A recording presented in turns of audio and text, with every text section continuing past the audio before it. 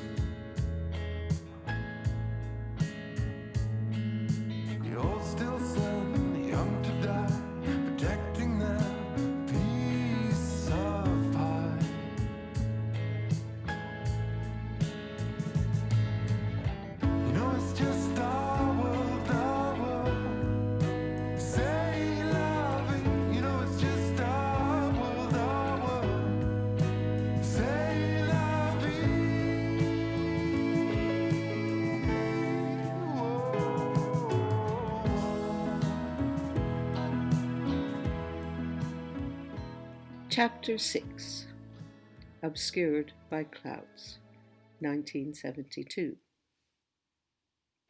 The Floyd had accepted a request to write the music for the soundtrack for a French film, La Vallée, by Barbet Schroeder. It was the first time that I had ever visited a foreign-speaking country.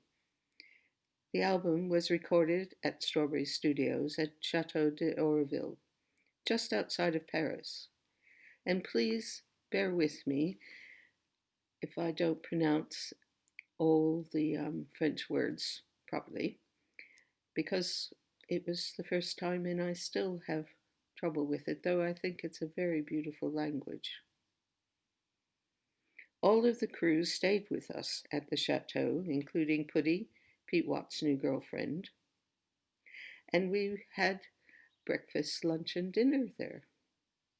I love French cuisine. It was my favorite food to cook in America, but the amount of garlic this French chef put in the carrot salad was rather overwhelming. I have to come to say that I have grown to love it, along with the lemon juice and olive oil dressing which saturated the salad. I have made variations on the theme since, with orange juice and cranberries and garlic, and lots of yum.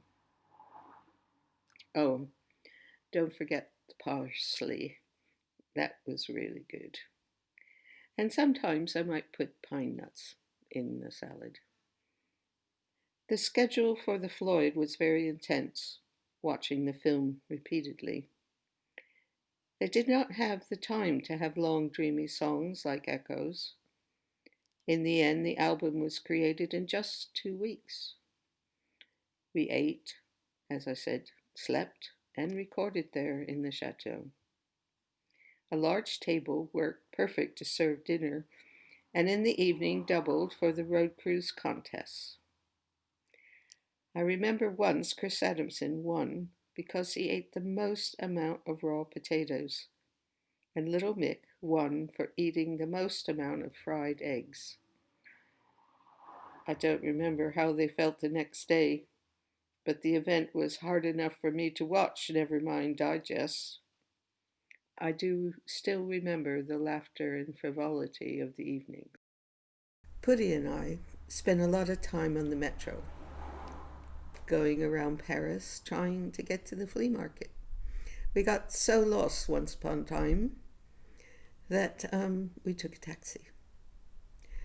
And unfortunately, as we were getting out, the door was open, and this bicyclist went straight into it. There was such a commotion. The driver got out. They were French swearing and doing all kinds of hand movements and everything, and we were both American, just, what's going on? How do we get out of this? We couldn't understand anything. In the end, I gave him what spare money I had so that he could fix his bicycle, and we went on.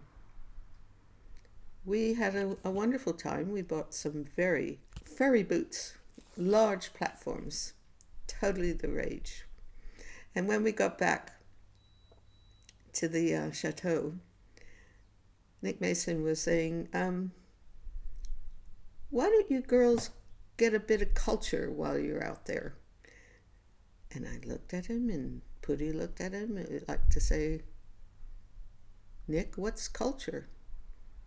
I had no idea. I was a Coast Guard brat, traveling around America every 6 months from base to base. Since then, I am a culture buff. I love culture, and it is extremely important for all of us to value that. There's something that it represents about the best of being human.